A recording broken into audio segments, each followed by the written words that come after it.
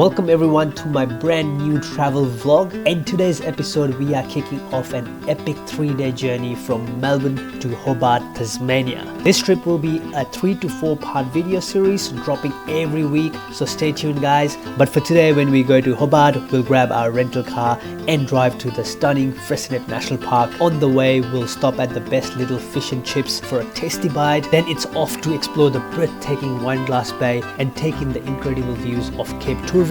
Let's hit the road. Actually, let's hit the plane. Alright guys, so it's 6:30 in the morning in Melbourne and I'm at Melbourne Airport, and as you know, we are going to Hobart. Behind me is the domestic departure. So from here we'll be catching our flight and then just going straight to Hobart. I've got my just one bag and a hand carry, so that's going to be a lot easier. Here we are at domestic terminal. We'll be catching our flight, which is Jetstar. It's a domestic airline and it's cheaper as well. It's not busy at the moment, as you can see. It's pretty quiet because it's Saturday morning. Everyone's enjoying their weekend and I am getting ready to go to Hobart. It's gonna be fun guys, and I've booked a car as well. I'll tell you all the details where I got the car and how I'm gonna plan my journey for the next 3 days. That's how we're gonna see the whole Tasmania. Heading towards our gate, and it's gate number 44. We have checked in now, so basically we went through the security. It's done, it was easy. I'm going to go towards the boarding gate, but I'll probably get a coffee as well. And this is how it looks like after you go through the security check. So they've got all the cafes and the boards right up there, so you can check your flight times. I'm just gonna get a coffee, probably a muffin, and get ready for the day. Let's go, let's get our breakfast.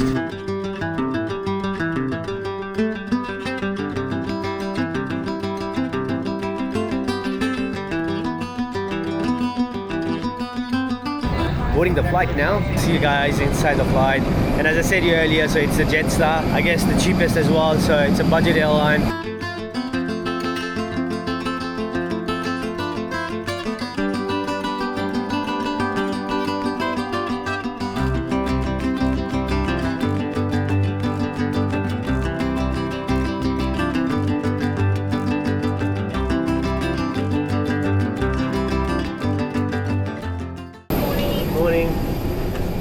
Let's find our seat. Speak to you guys when I land at Hobart. Thank you. I didn't know that we can't record at the tarmac. I was probably sleeping when the announcement happened, so when you come to Hobart Airport, do not do a recording in the tarmac. Once you're inside, that's fine, but then apparently it's for the security reason. They just warned me pretty much, so nothing happened, so I just stopped recording. This is Australia's southernmost airport, sitting about 17 kilometers northeast of Hobart City in a little spot called Cambridge, main gateway to Tassie. The airport's been around since 1956. You can catch the flight to Antarctica. Now that's Hobart itself, Tasmania's capital. Alright, so first let's go and then get our vehicle. So we've booked a rental car. Let's go there and get the car, and then we'll explore more of Tasmania. Inside the airport looks like it's pretty small. It's not that fancy or big. It's like a small airport. Hobart itself is a small city. Outside the airport of Hobart, and all the signage is right there, so if you want any sky bus or Uber or taxi, it's all this way. There's a place to just hang out and sit and wait for your beloved ones, I guess, if they're coming here to pick you up. I'll tell you more where we're going first, but let's get the vehicle. We're getting from East Coast Rental, and for that we need to catch a shuttle. We've got East Coast Rental car picking us up. That's pretty cool. So we'll go to the car pickup area and then we'll get our car picked up. I'll bring those cases. Yeah, sure. Thank you. License, okay. All right. Yes, correct. Just given my license and all the details filled up, and I think we got an MG car SUV, so it was pretty cheap. They had a good deal, so if you book online guys, you'll get a good discount as well. Now from here we will be going to Freycinet National Park, which is about 2 hours drive northeast and roughly around 180 kilometers, but along the way we'll stop and we'll check places as well. All right, so the gentleman's just taking the photo as well. You have to make sure like there's no big dents or anything like that. It's always a good idea. Obviously you don't want any conflicts later in the future. They'll take photos as well. They do have records, but at the same time you need to take your videos too. Everything looks good, and I'm just gonna quickly check inside as well. And yeah, the car looks pretty good. Like, looks like guys, we're gonna have a good time. Let's go, let's rock and roll.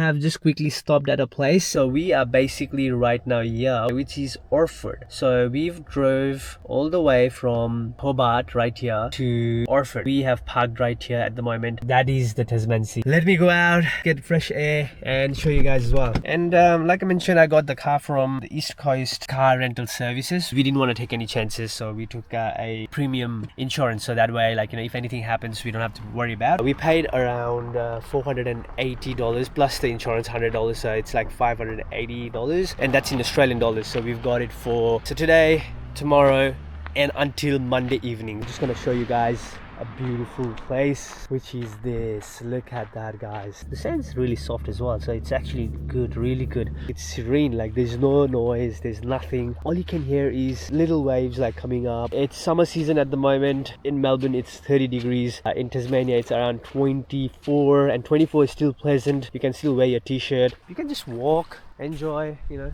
Beautiful view, absolutely beautiful. That town there, you can see like houses there. That's the Orford. For now, let's go back to the car because we are going to Freycinet National Park, as I said you earlier. Before going to Freycinet National Park, we made a quick stop at Triabunna. We are gonna go and then eat our lunch here. So there's a place called Little Fish Van. That with the fried or battered fish. It's up to you. Veggie burger. Yeah. Looks like you guys are getting busy now. So this is the place, the fish van. I have got a little information here for you. This place is called Triabunna, just off Orford, so on the way to Freycinet National Park. Little port town, about 85 kilometers south of Freycinet. Super chilled and surrounded by beaches and eucalyptus forest. It's the gateway to Maria Island National Park, just a ferry hop away. So that is why it looks like there was a cruise ship. I'll show you guys in a moment. I saw a bus right there, probably a tourist bus. There was like a lot of people. Half of them hopped onto a cruise, left this port towards that side. As you can see, there's a boat far away. So probably they're going to that Maria Island. If you're going along that way, Freycinet National Park, and if you want to eat something and just chill for a while, this is the town to be. Like, Bar is cool. yeah, look at this. Spring Bay Bar. Like, obviously it's a small town and you get to see all these historical buildings. Like just behind me, as you can see, it's really quiet. Look at those. I think that's a... Barrack. Just get some water. I need water. Spring water. Yep. Just get one. There's some sandwiches. We are for fish and chips. So I'm just waiting for my food to be ready. I'm not gonna eat sandwich. Today is fish and chips day. Oh, look at this, guys. Chips, fish. Let's dive in. This is absolutely good. Chips as well. Wow. Just finished my lunch. It was amazing, guys. So if you are here at this place, it's like right across the port area. It had like squid, calamari, different type of fish. I just loved it. Oh man.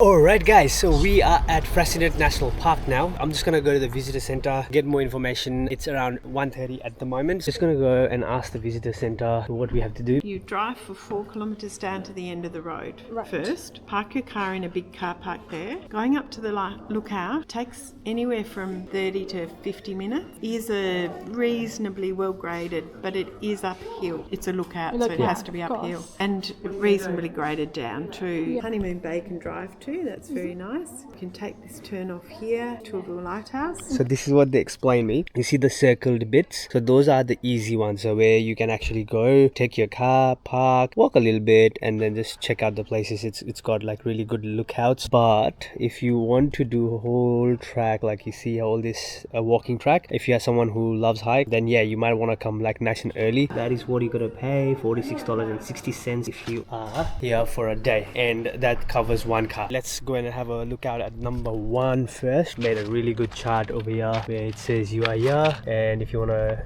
sort of like walk around, there's a good track. We are gonna go to Wineglass Bay Lookout, and from here we'll have a good lookout of this place here. All the good information. There's a good reminder there. Last chance for toilets and filling water bottles, 1 liter per person. Physically fit to walk on this chosen walk. Alright, so let's start. So if you want to do Mount Amos walk, which is 3 to 5 hours return. I wish I could do this, but maybe next time. So whose t-shirt is this? I'll just remove it. Wineglass Bay Lookout this way. Even Hazard Circuit and Peninsula tracks that way. Follow the instructions what they've said, first, number one thing, when you're here, pay your park entry fee because there'll be a fine if you don't. Number two, sunscreen, water, and appropriate clothing. Number three, enjoy.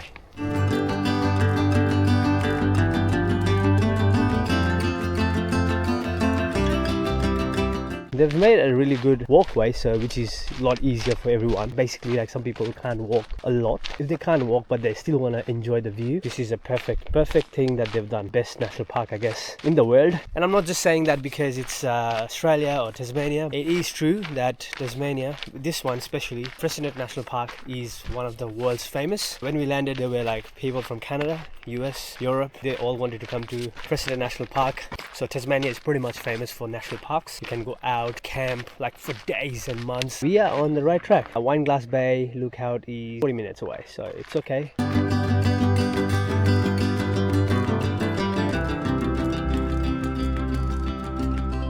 Look at the formation of rocks, guys. Like, imagine how old this rock is. Look at that. That's your Tasman Sea.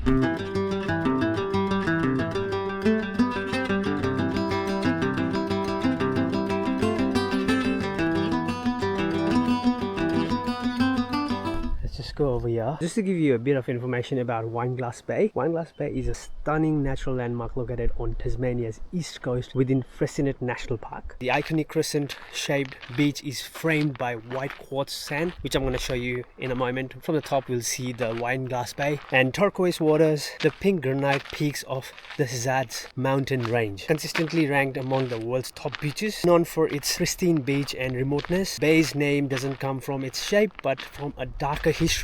During the 19th century, whaling activities stained its waters red with blood, resembling a glass of red wine. Today, it's a protected area established as part of Freycinet National Park in 1916, balancing tourism with conservation.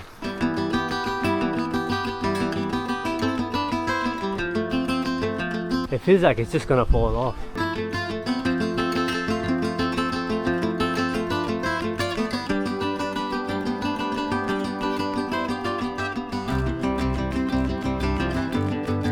We are at Coles Bay Lookout. Wineglass Bay Lookout is 20 minutes away as well.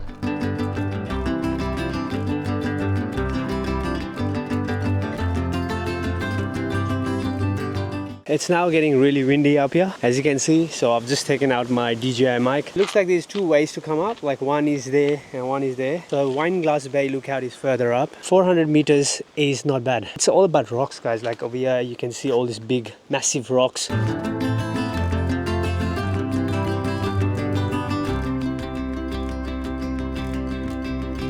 Hey, how are you, mate? Good, how are you doing? Good. Look at that. It's really cool. Might go underneath and just quickly check it out. Is this pattern man-made or is it just natural? If anyone from Tasmania or who knows more about rocks, let us know in the comment.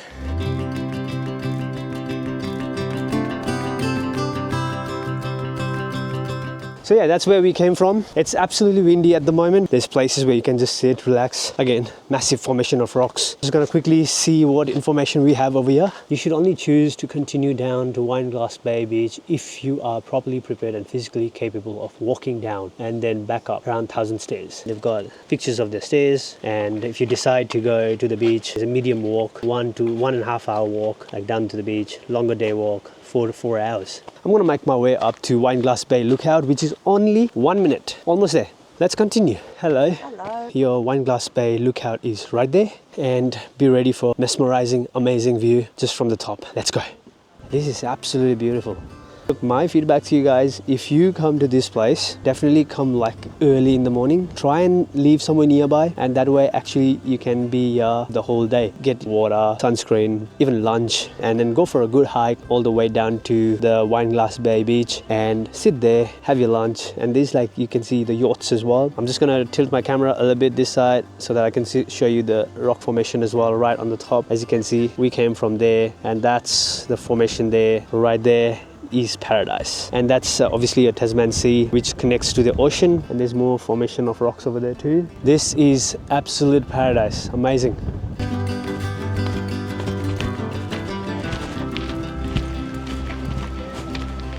Alright guys, so we are back at the same place, the one that I showed you earlier, the amazing rock.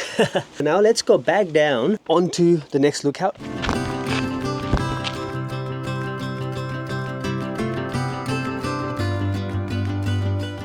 next stop is our Honeymoon Bay Lookout. You can come here during the day and then just enjoy. It's a day area, so where you can, you know, do picnic and all. But then if you go on the other side, there's the camping area, so you can actually camp there for days and weeks and months. I don't know how much they're gonna charge you for, but that's what you can do. That is your Honeymoon Bay. There are people on the other side as well, but look at this place. It looks amazing, beautiful, and that's your mountain up there where you can do the trekking. That's where we came from. Last and final stop, we are at a lighthouse, Cape Tourville. It says one of the Tasmania's 60 great short walks, and there's a lighthouse right up there. If you are driving over here, what I suggest is get like a smaller vehicle, a lot easier if you're not comfortable like driving a bigger vehicle, because the roads are really small. We've got Lemon Rock right here. That's over there, Lemon Rock, as you can see right over there at the point. And as you can see those mountains there, so that's right there. The Wineglass Bay is right over there. That's what we saw earlier. And the Sleepy Bay and this Hazards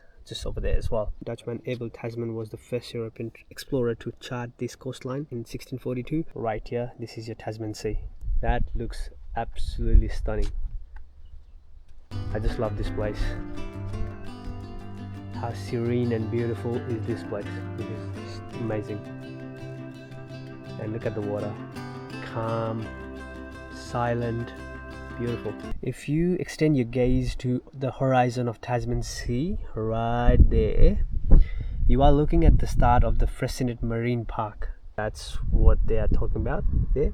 Beneath this dark blue veil is a whole other world. School of krill, squid, fish, seal and migrating whales. We are right here, right? And see how the continental slope, they're saying there the continental slopes right like that there. The lighthouse there, that one there, is right there. That's 3 nautical miles right there. 12 nautical miles right there. And you've got the continental slope, then the continental rise and abyssal plain. Oh, right there. I wish I could have stayed here rather than going back to Hobart. Unfortunately, there was no vacancy in any of the hotels. My strong recommendation, book way in advance, like months in advance. Look for like Airbnb or a hotel and stay. Explore all this place, because this is an amazing place and you definitely don't want to miss anything.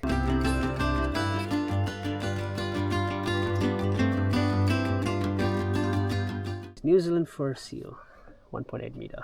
Australian fur seal, 2 meters. Southern bluefin tuna, 2.4. Right down there. It's pretty cool how they've put all the information here. And southern right whale, 13 meters. You'll probably see it there. But unfortunately, we can't see anything right now. Sperm whale, 18M.